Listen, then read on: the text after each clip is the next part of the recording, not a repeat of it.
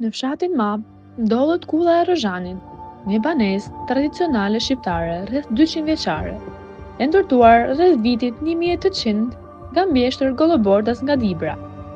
Kjo kullë i ka rezistuar kohës dhe kushteve klimatike.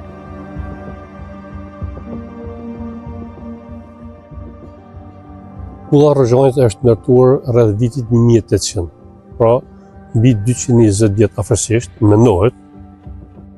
Kjo kullë është ndërtuar nga Dibranët, Gollobordas. Ndërtimi i kësaj kulle ka zgjatur rreth 3 vjet ndërtim. Kjo kullë ka sipërfaqe rreth 170 metra katror. Është kot.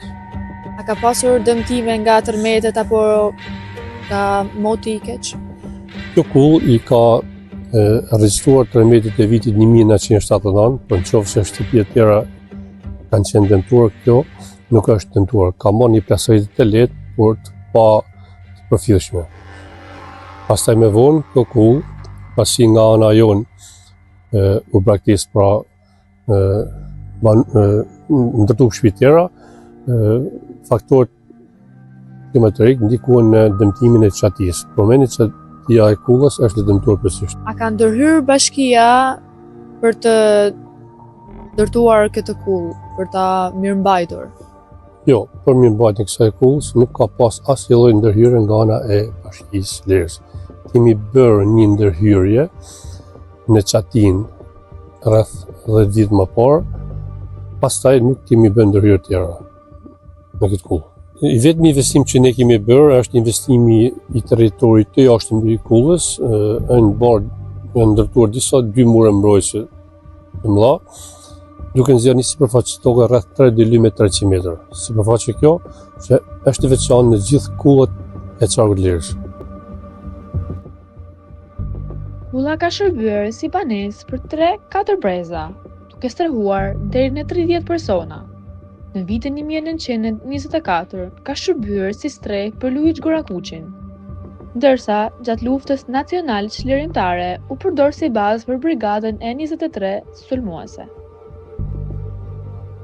Atje hyrja kryesore e muajit rrethues të kullës është ajo që po shikohet, e përbërë nga dy dyrë të mëdha prej drurit të stilit të vjetër, që sigurohet nga jashtë me shul metalik në dy anë të saj. Kjo është pjesa e oborrit të kullës. Pastaj hyrja kryesore e kullës është në këtë pozicion, e ndërtuar nga gur të latuar, pra 3 gur të latuar nga lart. Më pas kanë qenë shkallët e brendshme dhe këto gurit që të nxjerrin në katin e dytë të banesës. Përballë me hyrjen kryesore të kullës ndodhet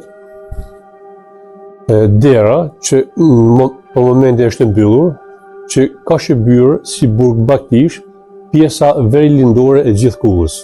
Pra ka shërbyer si burg baktish.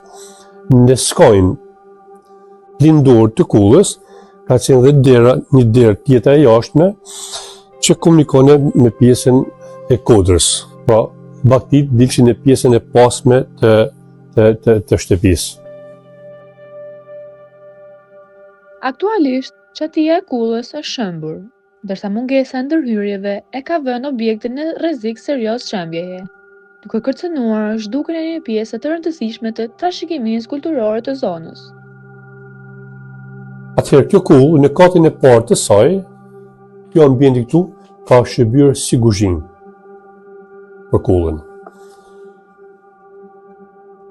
Kjo hapësira këtu është hapur pas viteve 90 dhe burgu i baktive është kthyer në 2 dhoma. Në fund të korridorit dhe majtas kanë qenë shkallët e drurit që të nxjerrin në katin e dytë të banesës. Në katin e dytë të banesës ndodhen 4 dhoma. 2 dhoma të gjumit, si dhe dy dhomat të tjera, që ajo në krahun e majt, pra në anën veriore të kullës është quajtur dhoma e burrëve, që ka edhe një oxhak. Si dhe në anën e djathtë, përballë kësaj dhome ndodhi dhoma e grave, edhe kjo me oxhak.